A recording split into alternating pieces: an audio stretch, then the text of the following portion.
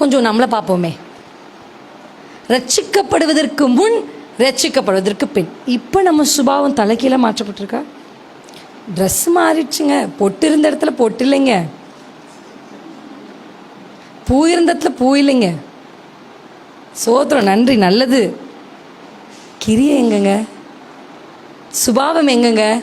பவுலுக்கு முன்பின் வாழ்க்கை எவ்வளோ பெரிய மாற்றம் இல்லை அவருடைய வாழ்க்கை. அதனால தான் நான் சொல்கிறேன், இந்த வருஷத்தில் நீங்கள் படிக்க வேண்டிய ஒரு முக்கியமான நபர். If you want to Bible study, நிறைய மினிஸ்ட்ரிக்காக ஒப்பு கொடுத்தவங்க இருக்கீங்க, நான் உங்களை என்கரேஜ் பண்ணுறேன். பவுலை பற்றி நீங்கள் படிங்க. அவருடைய முன்னிலைமையும் அவருடைய பின்னிலைமையும் படிங்க. இயேசுவை சந்திப்பதற்கு முன்பாக அவருடைய சுபாவங்கள், இயேசுவை சந்திக்கிறது முன்னாடி அவருக்கு இருந்த முரட்டாட்டங்க, அவருக்கு இருந்த ஹேபிட்ஸ், அவருக்கு இருந்த அந்த பேச்சு, அதுக்கப்புறம் அவருக்கு எப்படி மாறுச்சு. அதுதாங்க பயிரை முளைப்பிக்கிற நிலம்.